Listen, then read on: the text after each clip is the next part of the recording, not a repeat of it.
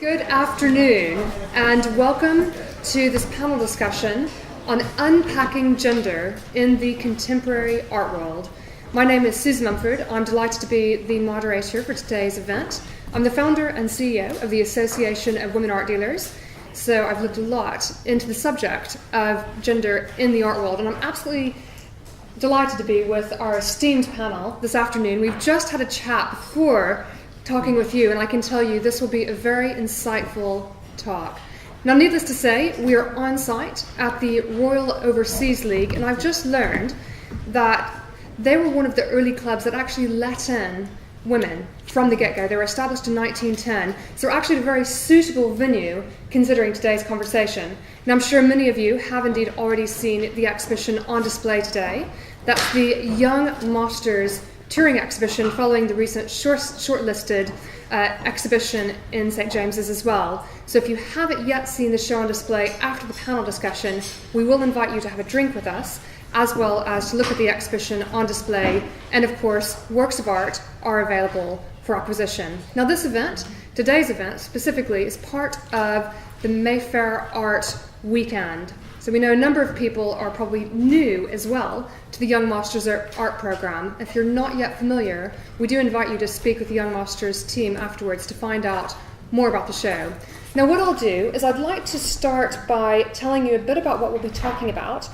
I'll introduce the panelists. I'll cite some figures for you so we have a starting point for this conversation, and then I have some questions to ask the panelists. We have a lot of material to get through, but I promise to give you a few minutes to be able to ask your own questions of the panel. So if something jumps into your mind, what I really urge you to do is take out your pen or your tablet or your smartphone, make a note so that you can ask the panelists your own question. And if we don't get to your own question, we will be available to speak with you afterwards as well. Now, anyone out there with a smartphone or a tablet, and I imagine that's most people, be sure to turn those to silent. However, leave them on. So we'd love for you to be tweeting, posting on Instagram, etc. Using the hashtags. So hashtag Young Masters Tour, and then also hashtag Unpacking Gender. I was quite surprised Unpacking Gender had it previously been used, so actually it's unique to this conversation, which is excellent. So I know you wonder, for those who don't know them personally, who the people are next to me. I'll firstly introduce them. So we have over on our left, we have Maureen Tanguy. We then have Jean Wainwright. We have Cynthia Corbett. And we have Catherine Lowe. Now I'll introduce them shortly, but as I promised, I'm going to give you some information first. So when we're talking about gender in the art world, it's useful to understand where we are in 2017. Now, I know that we're going to be celebrating where we are today as well. We've had some major achievements in the last number of decades. We were even saying beforehand, even in the last 5 years. However, here's the reality still today. Now, this is from the National Museum of Women in the Arts. On their website, they have a really useful set of resources. That's nmwa.org for anyone who wants to look. And they have brought together a number of these statistics today. So 51% of visual artists today are women. On average, they earn 81 cents, and so this is US dollars, for every dollar made by male artists. Not equal in earning terms, but not so bad if we were to compare it to a number of years ago. Now, second point, work by women artists make up only 3 to 5%, that's 3 to 5% of major permanent collections in the US and Europe. And then interestingly, it jumps from 3 to 5% in the US and Europe to 34% in Australian state museums. It's quite fascinating to look at the difference there and what is possible. Right, another point. Art Review's 2016 Power 100 list of the most influential people in the contemporary art world. I'm sure anybody in the art world always looks at this list. The 2016 Power 100 list was 32% women, 70% were white, and 51% were European. So this conversation we're having today about gender in the art world and looking at particularly gender in the contemporary art world, and it's part of something that's a much bigger conversation. And our focus today is gender. Now, also, if you look at directorships and the museum side of things, women lag behind men in directorships held at museums with budgets over $15 million. I've looked at this a fair bit. When you see that the big budgets, you tend to see men still in those power positions. We're beginning to see some exceptions, like the new director of the Tate, holding 24% of art museum director positions, it's women, and earning 71 cents, this is women museum directors, for every dollar earned by male directors. So 71 cents per dollar for the museum directors as opposed to 81% per dollar for the women artists. It's a bit of a difference. And the last statistic I'll read today, and I know we have more coming as well. We've all done our research, dare I say. In the list of top 100 individual works sold between 2011 and 2016, only 2 artists were women. So it's the top 100 individual works sold on an annual basis. Of those 100 works, 75 of them came from just 5 male artists. That's 3/4. The top 100 pieces sold came from top 5 male artists. So there we are. Now, another thing I just want to put into everyone's minds before we start the conversation, before I give the introductions, is just a bit on bias, and specifically unconscious bias, unconscious bias. Now, quick raise of hands from the audience. Who in the audience today, and I'm looking at you actually, in fact the first thing that occurs to me is that most of you are women. So if you're a man or you associate as a man, would you please raise your hands? Raise your hands, men. Men, associate as men, please. Men, raise your hands, raise your hands. A round of applause from the women. Thank you, men, for being here today. If you haven't come across He for She, I do recommend having a look. He for She is a great campaign in which it's men really helping with the cause of gender equality. So the men in the room today, you're incredibly important to be part of this conversation and to spread the word. Now, the next question is on bias. Who here has come across these concepts of conscious bias and unconscious bias? Just raise your hands if you're aware of conscious bias and unconscious bias. Okay, hands down. Now, I'm not going to ask you to raise your hands if you've not come across them, don't worry. What I'll do in that case, I would say that most people in the room knew these terms, but maybe 15 to 20% of you didn't. So, I'm just going to read a definition for you. Bias. Bias itself is an inclination or prejudice for or against one person or group, especially in a way considered to be unfair. Beliefs or demographics most often cause biases. That's beliefs or demographics, so gender would be one, most often cause biases. Okay, now it's important to appreciate that biases come in both conscious and unconscious forms. In the case of an unconscious bias, and this will come up later in this conversation, you may not be aware of the bias. So you're making a bias against someone, and you don't even know that you're doing it. However, with conscious bias, which does by all means exist, you're aware that you're acting in a certain way towards another person or group because of that bias. Like I was saying, though, we do see things improving. We want to understand where we are and then think about where we can go. So the aim of today is really looking at some solutions. You're going to be finding out from the panelists some ideas of what you can do in your day-to-day life to improve that gender balance in the art world. So we are indeed looking at roles across the industry, from artists to museum directors, from historians to journalists. Right, now I think that's it for the introduction in terms of the context of the conversation. I'm just going to now introduce the actual panelists and then we'll dive into questions. So I'll start with Cynthia. Now Cynthia is behind, of course, this entire event as the founder of Young Masters Art Prize. But first, she attained an MA in Law and Diplomacy at Tufts University, which was followed by a first career as an international economist and diplomat. An enduring passion for art eventually resulted in attaining a second master's at Christie's Education in London. Then in 2004, she founded the Cynthia Corbett Gallery, which represents emerging and newly established contemporary artists and is indeed a regular exhibitor at major international contemporary art fairs. Then in 2009, and I remember this, she founded the Young Masters Art Prize. We go back.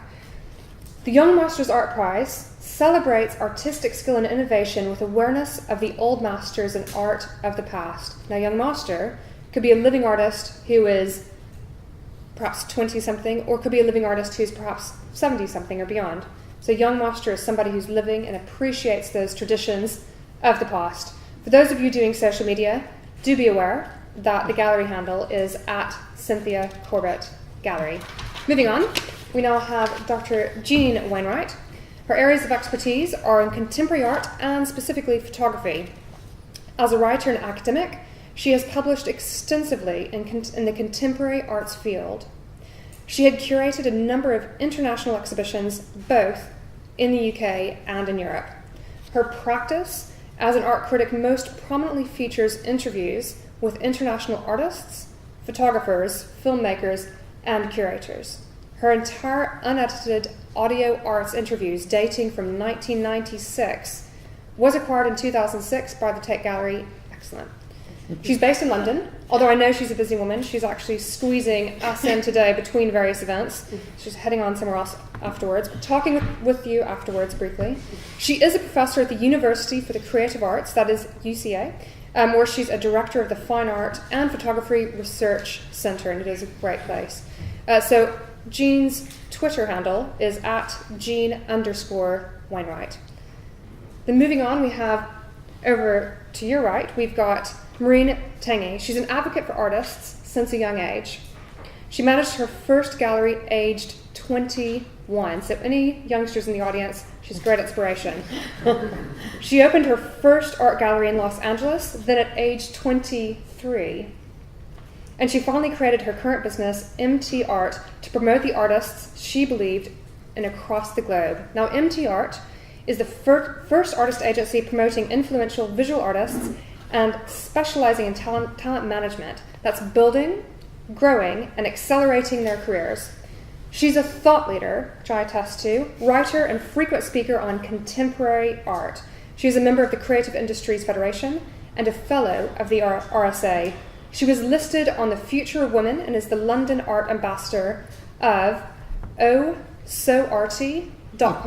And I might add that Maureen is somebody really embracing the ways of art and the world going forward. So if you want to talk with somebody about art and tech and looking at new models, she's a really great example of somebody who's also done it for herself. Now, then over to your left, we also have Catherine Lowe. So last but not least, she's a London-based independent curator and advisor.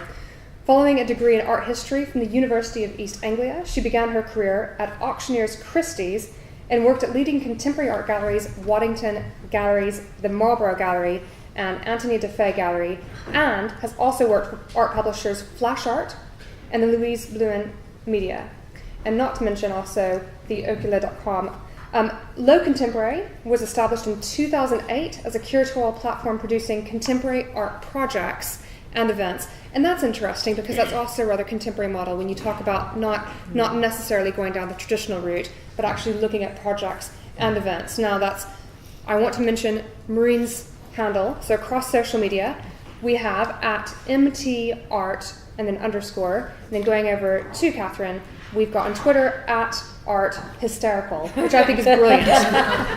Okay, now everyone, we have got some key questions to start diving into. So the very first thing I want to ask the panelists today is, based on your own experiences and observations, why is it still relevant today to be talking about unpacking gender in the contemporary art world? So I'm going to look firstly to Cynthia, and I'm going to ask all panelists to please answer this first question. So Cynthia, over to you. Well, I think that it's really clear that despite the recognition that maybe recently we've seen things like the Philida Barlow representing Britain at the Venice Biennale, the appointment of Maria Balscher as the first female director of the Tate. We do still, the statistics that Susan just very, very wonderfully presented show us that there's absolutely no equality in terms of museum representation and many other things in many other areas. And what I wanted to point out as an art historical fact, which I found very interesting when I was looking at some of the facts, when you look at British public collections, just to give you one idea, in the world of Impressionism, which of course we all know and love, and we think that we have so many wonderful pieces in this country, there are only 2 in public collections by Berta Morisot, who was an extremely important Impressionist artist, and she only did not attend 1 exhibition. So I think this is an art historical fact, and I think we have a chance today, with given all of our opportunities and given the enthusiasm and support that we have, to maybe change this. Brilliant, thank you. Catherine, over to yourself. Well, first of all, thank you so much, Cynthia, for inviting me onto this panel. It really is wonderful to be part of a female push, if you like. It's such a, I think one of the things is that in a way, women make up half the population, and we need to recognise that there's still a long way to go to get parity, which, as Susan described. So I think it's still hugely relevant, and it's just a question of keeping the momentum going and having discussions. I think a prize like the Emerging Women's Prize is crucial. We don't have enough of this sort of thing, just to highlight, and an opportunity to highlight how important it is, because I think as a curator, I very often, I myself don't really think about the issue enough. Even being a woman, it's sort of like ingrained in how society is structured. So, but when you do actually look at the figures, they're very shocking. And we might say something like part of that knowledge is power as well. So when we continue those conversations, and for those of you who don't know, one of the prizes awarded at this year's Young Masters Art Prize was the Emerging Women's Prize. So I believe that's what Catherine is referring to. Jean, looking over to you in terms of why is it still relevant to be talking about this? Well, I think it and thank you again, Cynthia, for this opportunity.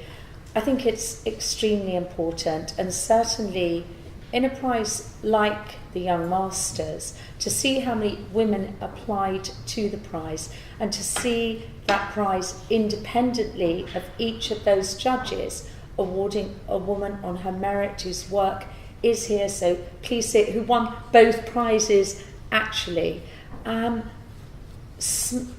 told everyone, I think, so much about how much can be done and celebrated, but also related back to how many female artists we're training in art school, and then listening to those statistics. So what really is important about this conversation is what are the things that might be holding people back? What are the things that can be done to progress young artists? And particularly, why has this built up that we've got this underrepresentation, which is clearly historic, and later on I will bring up some examples of how much has changed and how much we can celebrate.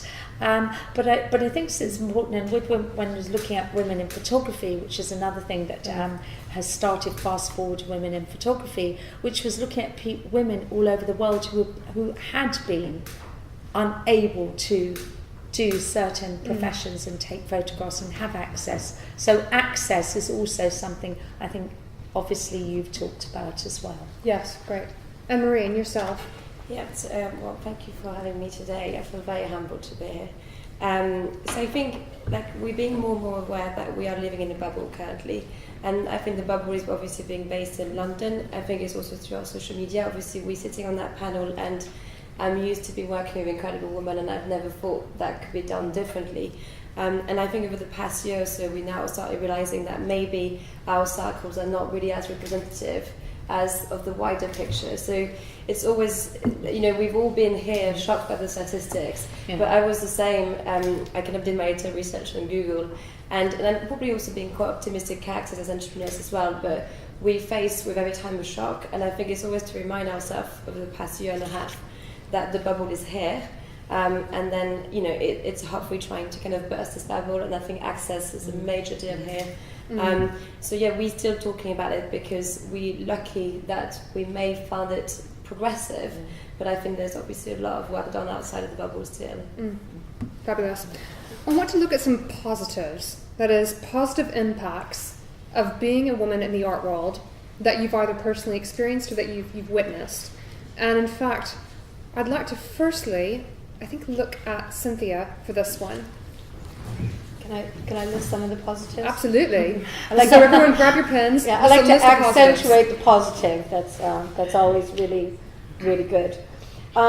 Looking at being a woman in the art market, just some words come to mind: sensitivity, empathy, collaboration, very important, openness, the ability to multitask, passion, and in a way not being ashamed of that passion. Creating, considering yourself as a woman to be a role model for women coming up, women colleagues, and artists. Dare I say, maybe having a bit of a maternal instinct to support artists of every genre and persuasion. So I think that's some of the things I've found very positive. Excellent. Maureen, I know you wanted to add something there about your own experiences. So yeah, I think it's very positive currently. I think we've had the newly appointed director of the Tate. We've got Frances Maurice, who's doing an incredible job over here. I actually think being aware of challenges and having gone through challenges yourself is positive, in a sense that I think women are aware that the road is not straight and there's quite a lot of up and downs, there's a lot of hurdles on it. So I think back to what Cynthia was saying in terms of empathy, I think we're probably more open-minded towards what other minorities may go through and what other people in terms of difficulties may go through, just because we are aware that this is a bumpy road. Which I believe that's in itself better in the workplace, to have more people aware of difficulties outside of it. So yeah, I think, and you mentioned previously too. I mean, for example, something like 50. You've got something like a 50-50 split between male and female artists you work with, and you see that with your own contemporaries. So I think I've always felt quite uncomfortable with supporting purely women in that sense, because I've always wanted people to say my women artists are incredible as artists. So I never wanted to kind of say I'm only supporting women artists. It's an organic feeling. I think I probably had 65% of women a year ago, and now I'm just over like 53%. And you're passionate about people and you encounter talented people. You don't really think of gender, and that's what you were saying when we were having a chat. You just interviewed people and just realised there was less women. I guess I just looked at great art and artists, and I realised that at the minute it's 50-50, but it's that kind of balance. But yeah, I'm proud to say that as a company, we finance the studio cost of just the same amount from women and men. And citing that kind of figure as well, I might add, is being conscious of what that divide is, being aware. So looking at what those figures are and seeing how you are doing on that scale as well of equality. Jean, over to you, some positive. Well, you just mentioned one of the things, and that was having done these interviews since started in 1996, and I was looking back over the archive and thinking, oh my goodness, far more men there than women. But then I'd realised as the years have gone on, it had changed, and that had changed literally because there were more women being represented, more women internationally I'm talking about. So I think that was really positive, and I've heard many positive personal stories where women photographers have said to me it was a positive advantage being a woman in that situation, or so I've had many positive stories. I really have. And I think as well, when you mentioned many of the directors, particularly who are now really shaping our art world, the collection policies of the Tate currently, Tate Modern, etc., and Tate Britain. So I think a lot is changing that is to be celebrated. Great. Now, Jean, I'm going to follow on from that and move on to the next question, which is looking at some of the perhaps not even necessarily negative impacts, but the challenges faced then by women in the field. And I know beforehand we were talking about, say, motherhood, and I know that you had something to mention on that. So what about that challenge, particularly with that one? I'm not actually going to mention the artists' names. If you want to ask me afterwards, I'm quite willing to say, because I haven't asked specific permission for them to mention it. But I have had quite a few conversations with artists where they have been anxious about time taken out of their practice to bring up children, where they have felt that as well, that they had to focus on their artistic career rather than the family. We have an example actually of Julia Peyton-Jones, if I can mention, because it's definitely out there, where she said she, definitely waited to have children. And so I think there are the things that hold back. I've also had some very harrowing stories where people have felt that their gender has been mentioned in situations where they've been reporting, for example, in war zones, and have had some issues in sensitive places. So I think that there are many things that have held people back, and certainly that has been a recurring conversation that I've had with people where they've had hiatuses in their careers and had to stop, or they've lost opportunities. So when you talk about women photographers being, say, in war zones, doing photojournalism, I mean, would that be, say, they might have difficulty actually accessing an area? Or? It's not so much accessing. I mean, I was thinking of a particular example in terms of trying to think how much should change. So Penny Tweedy in Dakar, which was some time ago in 71, but the point about it was she was vilified for stepping away from a situation that she felt she was complicit in, where she felt that she was actually causing these executions to happen for the press. And that story rumbled on for a long time in terms of who should go to certain war zones. Yes. It became a very interesting and harrowing tale. And I want to think that has changed. I want to think that, and I think it has, but there is still a big bias in documentary photography, for example. So there are still things that I think can be addressed in the art world, obviously, as well. Yeah. Good. And again, what we need is to be aware, and then we can do something about it. We'll move on to that in a few minutes. I want to look at Cynthia as well on this topic of being a woman in the art world, and being a mother, and how that can bring additional challenges. Over to you. Yeah, and I think we're this whole idea of being empathetic and having sensitivity. We there's not a lot we can do about this situation at present, because it seems to be that the fact is women have children, and it does affect, I think, women in really in all careers. It's particularly difficult in the art world, because you're already trying to manage time in a way that you're kind of like your own entrepreneur as an artist. Let's face it. So you have your own, it's running your own business. So when is a good time to have a child? I don't know. It's very, very difficult. And as someone that has launched a career kind of little before midlife, the new career as a gallerist, you have to find ways to sort of manage your time while managing a family, and it's this whole juggling thing that you have to do. And because you have to be seen out there. I mean, that was one of the biggest challenges for me when I first started, was that, okay, so during the day, if the child is at school or whatever, you can kind of manage. But then in the evenings, there's so many openings you have to be going to, or there's art fairs you want to go to. That means traveling. How do you manage all this? Sure, you might have a supportive partner or whatever, but it's just challenges that women uniquely face, and we still face them today. There can be, as we were talking about previously, there can be other challenges that you don't anticipate. If a woman, in terms of her health, suffers while she is pregnant, or perhaps if the birth is actually difficult, she might as well have major physical challenges that put her out of work for longer than anticipated. So it doesn't matter how long that woman might plan to have things looked after for the business. There might be unexpected circumstances that just come with the territory of this very human thing of giving birth. It's because technology is not. I mean, I myself was hospitalized unfortunately, when I had my daughter. I was very, very ill, and I was totally healthy before. And you don't.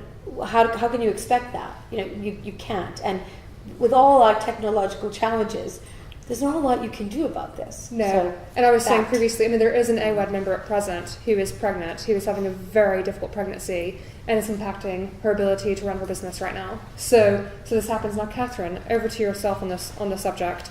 Well, it's funny because many, many years ago, I remember looking up to a dealer called Nicola Jacobs. Yes.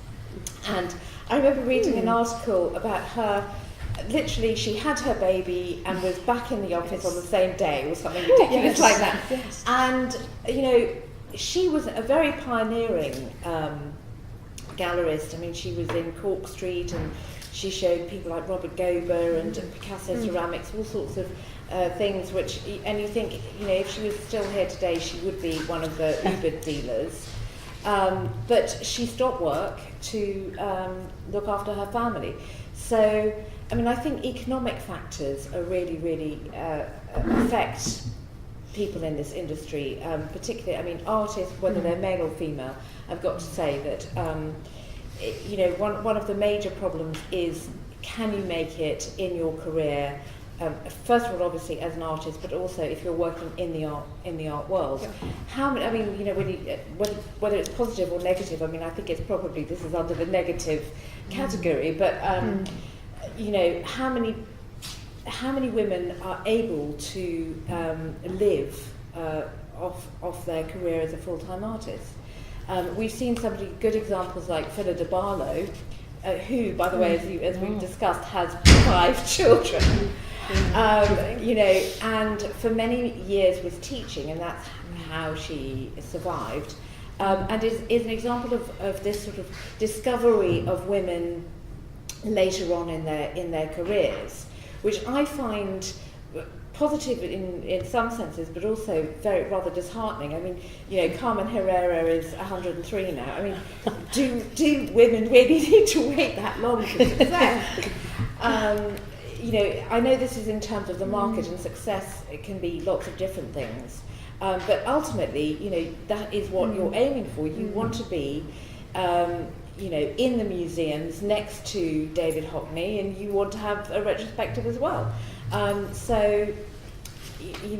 Things did change quite a bit in the 80s once Damien Hirst had decided to ditch worrying about whether he would be picked up by the gallery system at that time. And all his contemporaries, Sarah Lucas and Mona Hitcham, all these people, for them, the gender issue didn't seem to be quite so significant. But yes, I think what I really want to say is how hard it is for artists to survive. Yeah. And so then you for combine, women in particular, yeah, and it is connected, of course, also to the fact that if you want a family, you need to be supported by someone, and that's usually either a father or a husband, somewhere along the line. It is actually, in conversations I've had with women, seems to be an issue. And that's a whole other conversation, so we'll stop there. Now, a reference point, in fact, for everyone, and then I have a question for Maureen. We have several more questions before going into Q&A, but a reference for everyone, if you've not yet seen it, picking up on this point of older women, older artists particularly, older women artists having success. A recent artsy article by Anna Louise Sussman, it's titled "Why Old Women Have Replaced Young Men as the Art World Darlings." Have a read, it's very insightful. And furthermore, Catherine was recently citing a recent piece in The Guardian titled along the lines of how the art world airbrushed the women artists. So have a look at these resources. Now, when we're talking about women and the challenges that are faced and kind of the way that things seem to be now and how we might move on as well. I want to look at Maureen because I know that, Maureen, in the model that you've taken with your business, obviously you are working with investors, and I know that you have had a point to make in terms of the dynamic of, say, the gender of the investors, and what you as a woman in the field who's very aware of this gender difference, and maybe even seeking out women investors, what you've experienced on that point. So I think being in the startup industry, I think I've been mixing obviously with the art world, but actually a lot was in the startup field as well. So what happens when you have a business model that's new is you go and pitch to investors, and then you raise a first round of finance. So basically my company was valued at 0.2 million at just 6 months. Then you decide a number of shares you want to give, and you go and raise funds. So that's what we did in the year 1 of the company. We're now in year 2. Now the realities of that is I have never yet encountered a woman investor. I would love that to happen. It's just they don't exist as such. Like this is, if you look at the numbers in Silicon Valley, it's even worse. Was in the sense of was in the art world. But there's a few more women collectors that we know. There's in terms of having drinks with women and within the entertainment and selling works. I think it's happening. But within investors, which is you pitching your company with a financial forecast, I've only been encountering men on that basis. So I'm very lucky to have myself and men investors, and they have been absolutely incredibly supportive to my business. I'm not complaining whatsoever. However, there is still in my head, and that's the same thing I guess within the museum sector, is who handles the money. And it does always come to, that's where the power lies in, like who finances the museum, who finances the shows, who finances, the kind of top of the companies on that basis. And those numbers are still extremely low. So the reason why we're able to now finance the cost of our artists and get the company going is because we have raised those funds. So you're always depending on who is handling the money on that basis. And that's pretty low. So if you know women investors, please speak with Maureen afterwards. But furthermore, on a quite serious point though, people in the audience who someday down the road you're thinking about investing, we have a majority of women here, do it, I suppose, is something that we would say. And if you know people who maybe would be thinking about it, encourage them. Now, I want to ask the panelists one more question before opening up to yourselves to ask your own burning questions. And that is, so we've established some various positives, some various challenges that we have in the industry today across professions. I mean, what can men and women alike do in a conscious way to help improve the gender equality status of the art world? And who would like to address that question first? Cynthia's looking right at me. She's got something. I'm happy to just tell a little recent story. To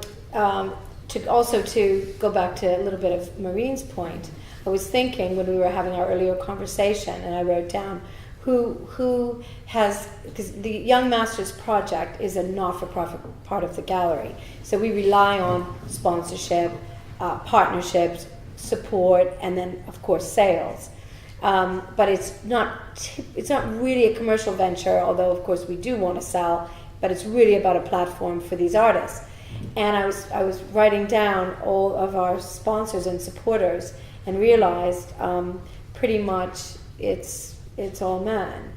And even the prize that we launched, which is what I wanted to also mention about what we can do to maybe to combat some of the challenges and issues.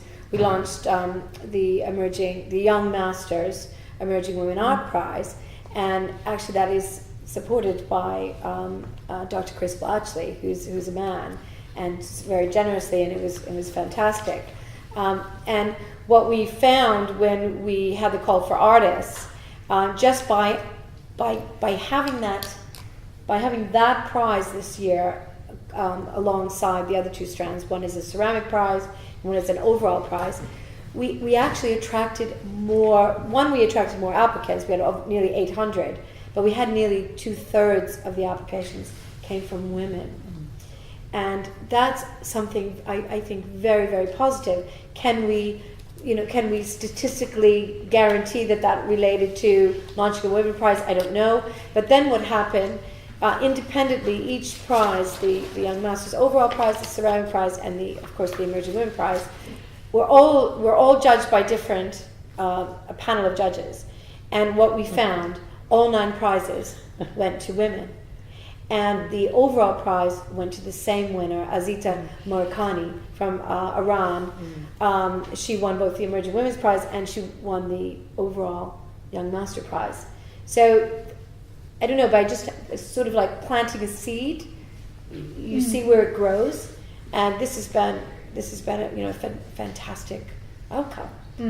Really positive in every way. Excellent. Okay.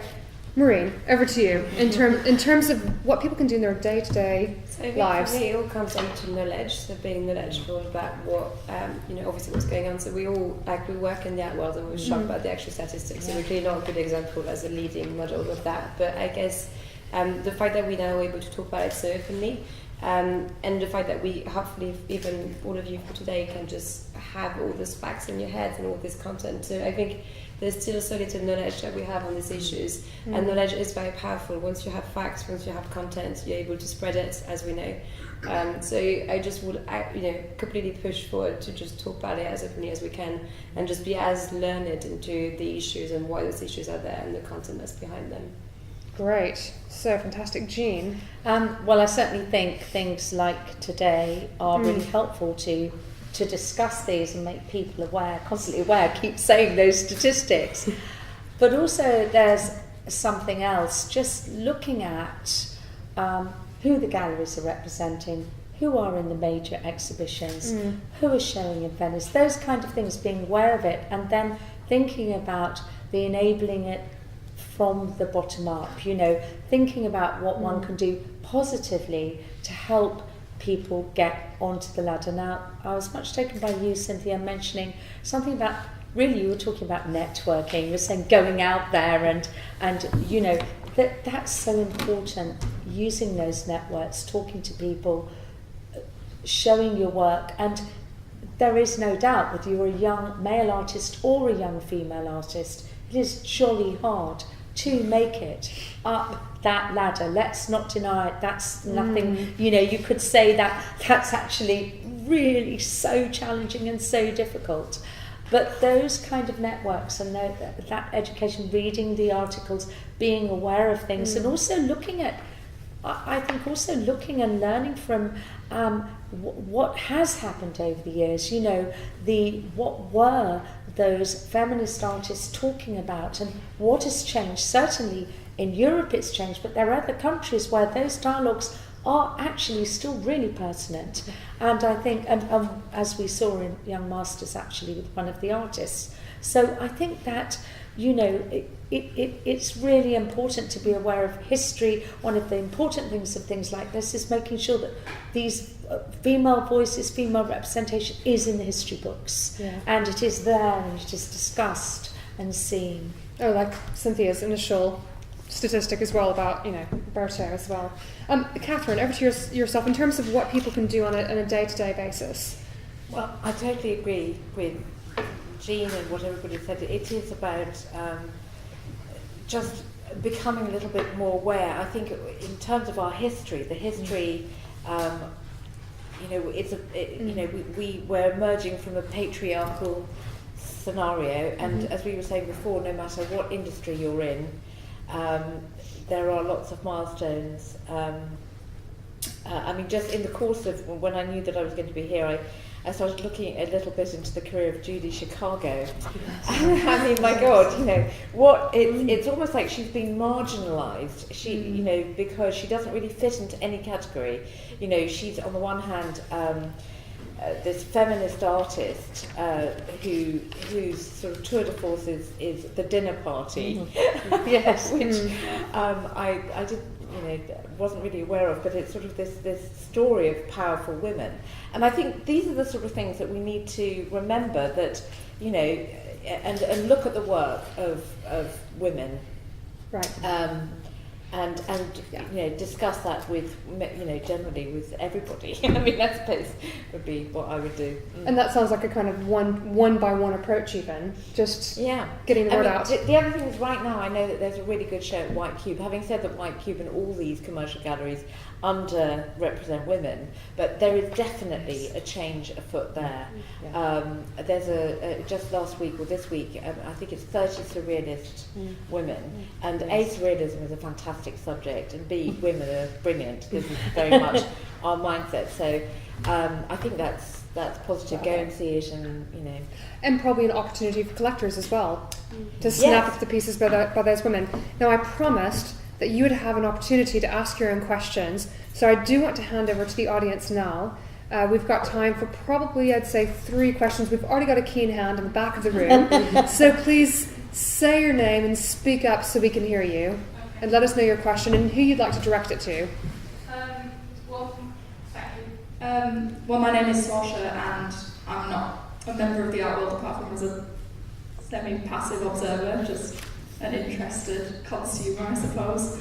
I just want to, the title of the talk was Unpacking Gender, and I take issue with that because I think you can't unpack gender, especially in art, without also unpacking race, which is something I think the panel hasn't acknowledged. The statistic you cited at the beginning about the pay gap for artists, I'm not aware of that study, but I am aware of the study of the general US differences in pay, and I'm just looking at them here actually, which is that women of colour in America they earn the least of all demographics. Sure. And I'm pretty certain that also applies to artists of colour as well. And I think that there's been a presumption throughout the talk, throughout the discussion, that when you've talked about women, it's been a very specific kind of woman. I don't. So, if we could, disagree with that. I could actually, I could hear Jean. I want to, and as the panel, as the moderator, I want to say one thing, which I did actually note a tiny point at the very beginning, which is gender is one part of a much bigger conversation. So we absolutely acknowledge that, and I thank you for saying what you're saying as well, because it's completely important. And I am aware that today we do have a panel of Caucasian women in the art world. But now, Jean, I believe you've got something to respond as well. Thank you. I absolutely, very important point. And I also think it's a very important point in looking at some of the collection policies of galleries at the moment that are trying to redress some of the extraordinary imbalances that there have been.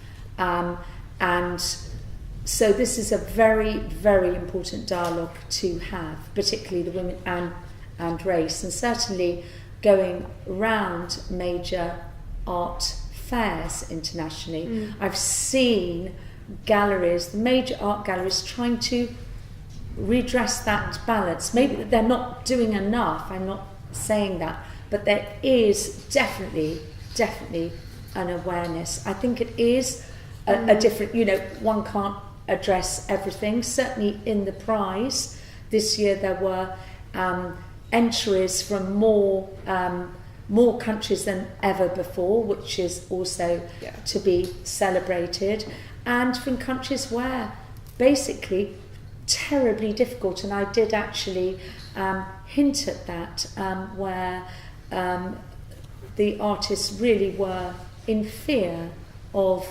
making practices and very difficult to actually have their position in the art world. Certainly in Africa, it's opening up much more than it was. There were very few commercial galleries. I'm not talking so much about South Africa, where there has been an active commercial art world, but we've only to look back even in Venice and how many African countries are now represented there. So, and I'm not talking about women here, I'm talking about, across all genders.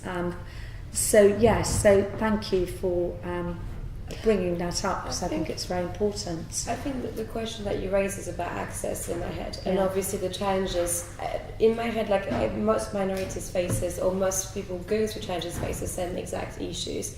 So if you think of most collections, we're looking at basically the white male privilege artist or art world professional, and we've been looking at this for a very long time. So whether you could raise the issue of gender, you could raise the issue of race. Actually, I think social classes are also an enormous issue, and we obviously had that exact conversation just before the panel. And I think we're trying to kind of, for us, like, we're very deep embedded into trying to kind of change things little by little. It's very difficult within the panel to try to grasp all that content, but every barrier of access is going to be felt the same way from whatever angle you come in. And I hope that if someone who was feeling, obviously, that the art world was not an accessible place from a race or a social class angle, would identify with what we've just been talking about, because technically that's very similar challenges. And that's why I kind of said I think women, having gone through those kind of challenges, will probably identify with people undergoing different challenges because there's been hurdles. So I do feel, I'm sorry they don't come across, but I actually think those challenges are all tied in together, and people are extremely conscious of them, so I don't want people to not think that way. No, and it's the reason you hear so much now about intersectionality when it comes to any of these areas. In fact, a good reference point for yourself and everyone else, if you've not yet come across, or if you haven't looked recently, do so. The Gina Davis Institute on Gender in the Media, really relevant across the board, but you can see actually even though her subject is looking at gender in the media, you can see in their studies how much other areas, I mean, picking up on what Maureen was saying, do absolutely come in, and again, that's the intersectionality. I think that was actually quite great in terms of responses. So I'd like to look over to the audience again to invite another question, and please do say your name as well. And I think the microphone is coming to you. Here it goes. My name is Diana. I've got work in the exhibition. I wanted to say something about this idea of giving birth being a problem, making it in that world. I think it's a red herring. I don't think the disadvantages that women face in the arts has anything at all to do with giving birth, because I think the disadvantages start long before women have children. I think you'll find that if you go in undergraduate degree courses, you'll see that female students, when they graduate, they tend to sell less, they tend to sell for less money. Female artists tend to be patronised right from the get-go, especially right now. You'll find that artists particularly, but perhaps women across different professions tend to...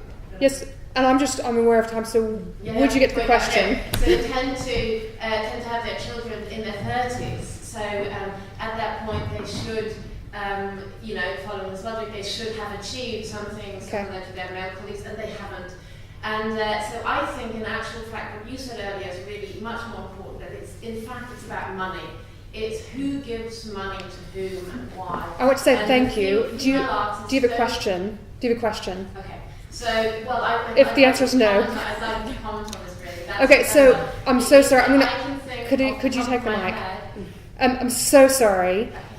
I love having input, and I don't mean to be problematic. I didn't set that up properly, so I must apologise. We're looking for questions. We want one more question from the audience. So wrap up what you're saying in one statement. Wrap it up. So I can think off the top of my head of a number of male artists in their 20s who've received very, very large commissions in excess of £100,000, and I can't think of a single female artist who's ever been given that kind of money. Great. And I would like the panel perhaps to think about why that might be.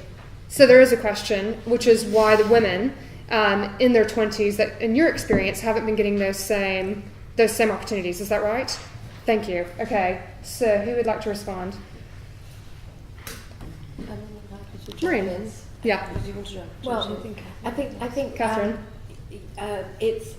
There's a very strong bias in the art world that is still there on the commercial side, particularly, and I think women are regarded as a riskier investment. This is by it's still. I've worked for 3 major art dealers, all of whom were men, and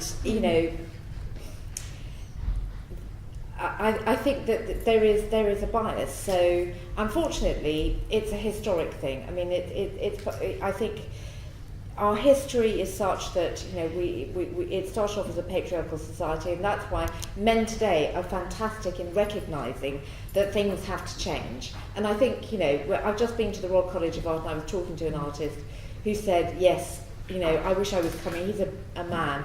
I think men are beginning to understand that, you know, women need to be helped more to redress the balance. But as I said before, I think it's hard for any artist, but it's harder for women, and it's harder if, you know, if you're an ethnic minority, be it religion, race, whatever it might be. You know, it is a long way to get to the point of recognition, and things are changing across the board. But yeah, it hasn't happened yet. It'd be interesting to see statistics on that as well, actually, which I haven't seen. So, Maureen, and everyone, we started slightly late, so if you don't mind me pushing the time just slightly, we'll finish up this one, ask one more question, and then wrap up the panel. Is that okay with everyone? We push the panel by another 5 minutes. Brilliant. Maureen? So I think it's done psychologically. We feel better with people that are similar to us, right? So there's a domain of familiarity, and we're scared of the unknown. Most people are petrified of everything that they don't know, which is why we end up handling money or being drawn to people that feel similar to us, and which is the same issue towards races as well as social class. It's the same thing, right? So we trust who we relate to, which is also why art matters, because it makes you relate to cultures that are different to yours.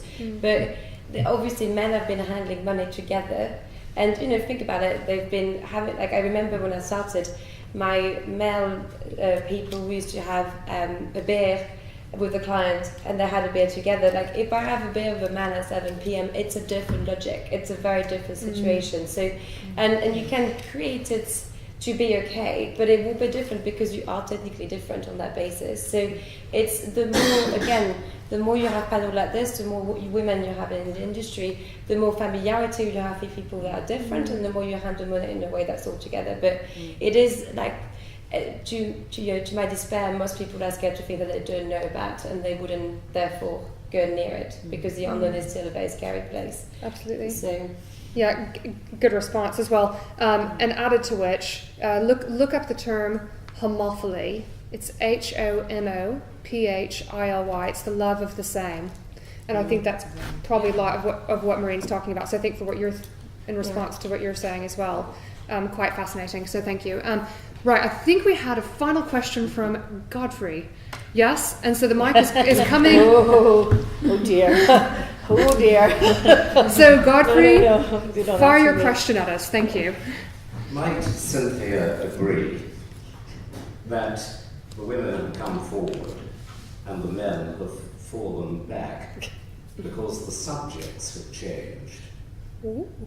And the strongest subjects right now relate to the human condition and to psychological art. And historically, there was not a lot of psychological art or human condition art about before 1900. Velasquez, yes. Van Dyck, yes. Goya, yes. But it wasn't the majority subject. Right now, I suggest that women have got their strongest subjects associated with your list of feminine qualities. Can I answer? Well, what was really, really exciting and interesting and surprising, when the call for artists happened with Young Masters, there was a number of curators and judges were looking at every application was, but with a fine-tooth comb. It was incredible. Every single word was looked at. And I have to say, what Godfrey is saying is so true.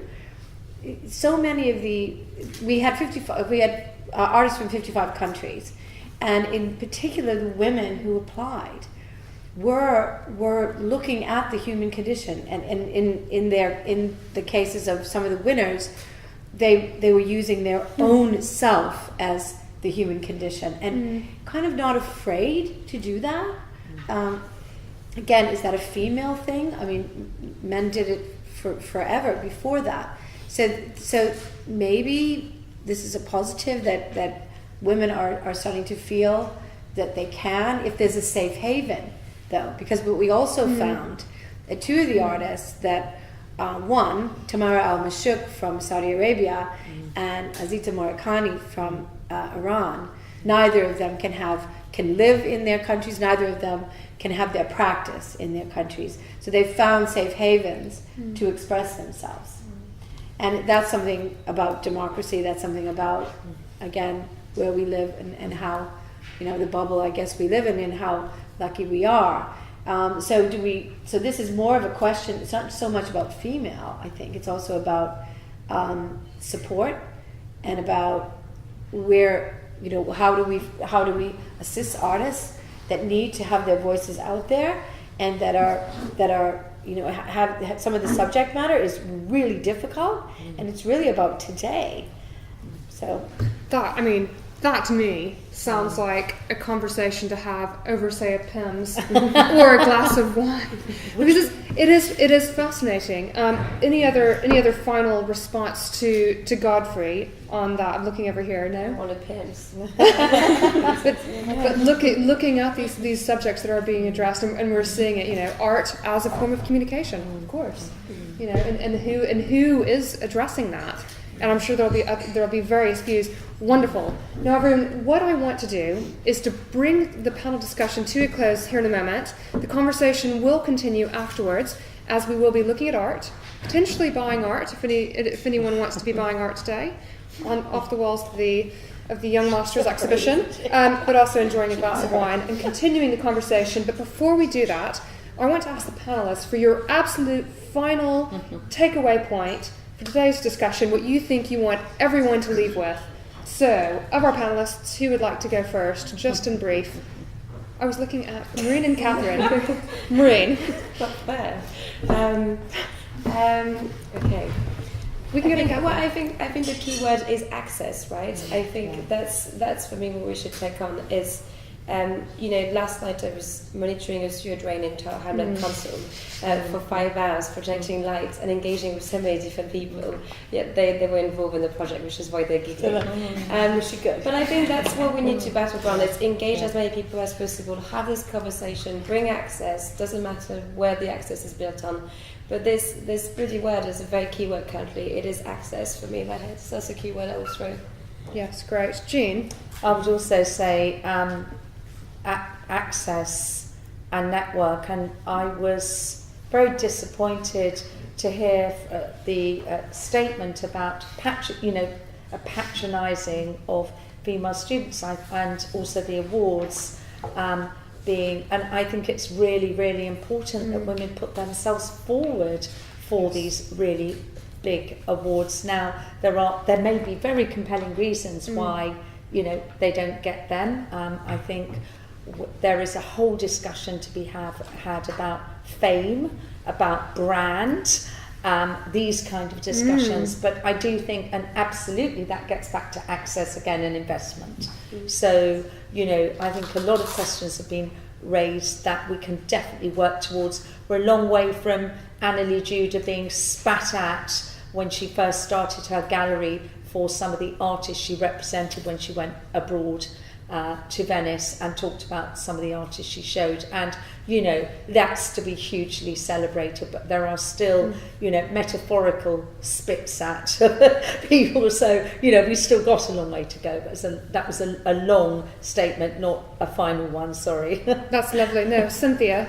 I think have belief in what you're doing and look for the opportunities very, very much, because if the example of the Young Masters this year tells us anything, is that people from all over the world bothered to answer a call for artists when it was really difficult for some of them. So don't think that just because you're somewhere else or don't have access or don't have funding that you can't do things. I mean, it's hard sometimes, but I think try to believe and surround yourself with people that support you. Exactly, yes. Catherine? Well, I just think, look at the great things in this country. We've got women that in the Serpentine, the Tate, Whitechapel. Turner Contemporary, Yes, Towner. And so, it really is, I think we can celebrate what we've achieved, over the last 5-10 years. It's been all the way up, and take that away as a thought. Great. Well, so with anyone who is planning on doing social media afterwards, do remember that we have the hashtags Young Masters Tour, as well as Unpacking Gender. Some really quick snippets to leave you with from each panelist. We have give access for Maureen. We have put yourself forward and encourage your peers, your women peers, marginalised peers to do so. That's thank you to Jean. We also have surround yourself with people who believe in you. That's from Cynthia. And we also have celebrating what you have achieved. Thank you, Catherine. Now, everyone, I want to say thank you so much for your engagement today. It's always good to have some great questions that bring up some dialogue, that bring up some debate. So that was excellent. I do want to encourage you to be sure to continue following the Young Masters online as well. They've got an extensive international tour that they are planning. Last but not least, I want to say thank you to the audience, and let's have a round of applause. Thank you to the panelists.